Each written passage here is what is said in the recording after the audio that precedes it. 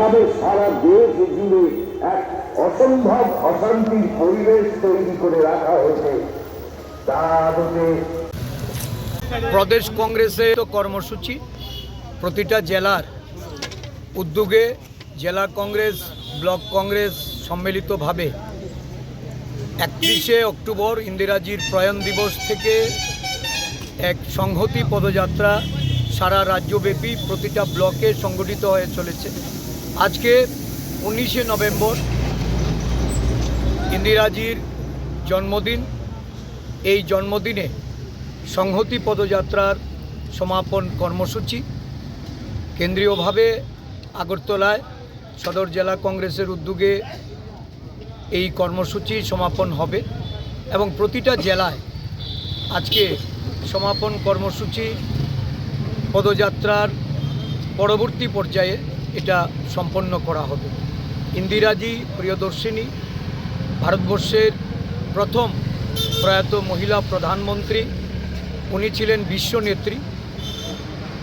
জোট নিরপেক্ষ আন্দোলন থেকে শুরু করে বিশ্বের বিভিন্ন বিষয়ে ভারতবর্ষের যে শ্রেষ্ঠত্ব অর্জন করার ক্ষেত্রে ওনার সময়কাল ছিল একটা দৃষ্টান্ত।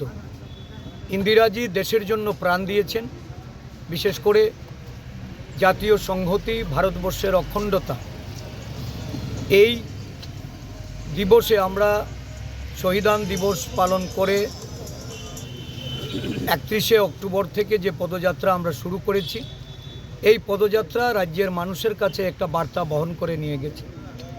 দেশের বা রাজ্যের অভ্যন্তরে জাতিগত বিভেদ, ধর্মীয় উন্মাদনা এবং বিচ্ছিন্নতাকামী শক্তি যেভাবে মাথাচাড়া দিয়ে ভারতবর্ষের জাতীয় সংহতিকে নষ্ট করে দিতে চাইছে, ষড়যন্ত্র করে জাতিতে জাতিতে ধর্মের বর্ণের মানুষের মধ্যে যে লড়াইয়ে আজকে মানুষকে সেখানে নামিয়ে নিয়ে এসে এটাকে প্রতিহত করা আমাদের জাতীয় কংগ্রেস নেতৃত্ব মল্লিকার্জুন খার্গেজি, রাহুল গান্ধীজি, আমাদের সমস্ত কেন্দ্রীয় নেতৃত্বরা রাজ্যে রাজ্যে সংহতির বার্তা পৌঁছতে সংহতি যাত্রা, ভারত জোড়ো যাত্রা, ভারত জোড়ো ন্যায় যাত্রা সংগঠিত করে চলেছে।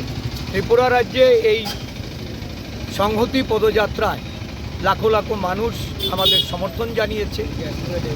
হাজার হাজার কর্মীরা তারা প্রতিদিন হেঁটেছেন, মানুষের কাছে এই বার্তা পৌঁছেছে এবং আগামী দিনগুলিতে সংহতি রক্ষার্থে রাজ্যের শান্তি সম্প্রীতি প্রতিষ্ঠায় জাতীয় কংগ্রেসের ত্রিপুরা রাজ্য প্রদেশ কংগ্রেস এটা তারা ধারাবাহিকভাবে চালিয়ে যাবে।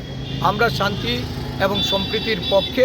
ইন্দিরাজির বলিদান এটাকে আমরা স্মরণ রেখে ইন্দিরাজির দিশায় আমরা রাজ্য কংগ্রেসকেও পরিচালিত করব। দেশের সংহতি রক্ষার্থে ত্রিপুরা এক অনবদ্য ভূমিকা পালন করে।